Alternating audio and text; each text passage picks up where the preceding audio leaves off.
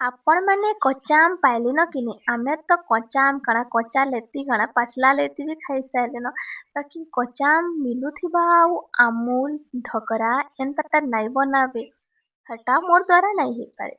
ମୁଇଁ ତ ଫଟାଫଟ କହିଲି ଏତେ ଭେରାଇଟିର ଆମ୍ ମିଲୁଛି ବେଲେ ଚାଲ ଟିକେ ବନାମା ଆମେ ଆମୁଲ ବୋଲି କାଜି କି ଆମୁଲ ଟା ବନେଇଥିବେ ବେଲେ ବର୍ଷେ ତାକର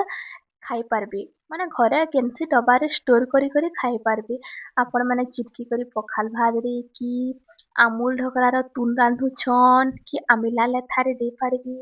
କି ଖଟା ମାଙ୍କେ ଦେଇପାରିବେ ଏଟା ଖାଇବାର ମଜା ହିଁ ଅଲଗା ଆଉ ସବୁବେଲେ ତ ଆମ୍ ନାଇଁ ମିଲେ ଆମର ସିଜନ ବି ସବୁବେଲେ ମାର୍କେଟରେ ନାଇଁ ଆସି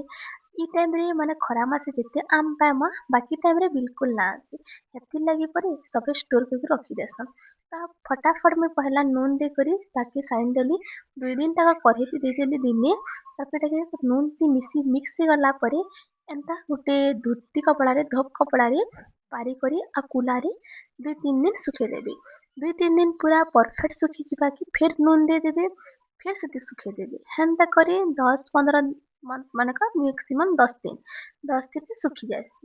10 ଦିନ ଏଇଟା ପୁରା 3-4 ନମ୍ବର ଦିନ ମୁଁ ଆପଣ ମାନଙ୍କୁ ଦେଖୁଛେ ସନ୍ଧ୍ୟା ଟାଇମରେ ମୁଇଁ ଆପଣମାନଙ୍କୁ ଗୋଟେ ଭିଡିଓଟା କ୍ଲିପ କରିଥିଲି ଯେନ୍ଟା କି ମୁଁ ଆପଣମାନଙ୍କୁ ସେୟାର କରୁଛେ ଦେଖୁନ ଏଟା ଶୁଖି ଶୁଖି ହୋଇ ବସଲାନ ଆଉ ଲମ୍ବା ଲମ୍ବା କାଟିବେ ଛୋଟ ଛୋଟ ଟିକେ ଜଲ୍ଦି ଶୁଖସି ବାକି ଯେତେବେଲେ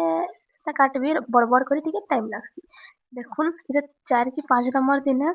ଫିର ଆପଣ ଏଟା ଶୁଖାବାର ଲାଗି ଉପରକେ ଆଣିଥିଲି ତ ଆପଣ ମାନଙ୍କୁ ସେୟାର କରିଦେସି ଭାବିଲି ଦେଖୁନ ଶୁଖେଇ ଦଉଛେ ମସ୍ତ ହେଇଥିଲା ବାକି ଆଉ ଏଇଟା ଶୁଖି ଶୁଖି ପୁରା ମସ୍ତ ଶୁଖିଯିବା କି ତାପରେ ଆପଣ ମାନେ ଷ୍ଟୋର କରିପାରିବେ ଏଇଟା ବହୁତ ଦିନ ଯାଏସି କାଁ ଯେ କି ନୁନ ମିକ୍ସ ହେଇଥିସି ଆପଣ ମାନେ ଚାହିଁବେ ବୋଲେ ହଳଦୀ ବି ଦେଇପାରିବେ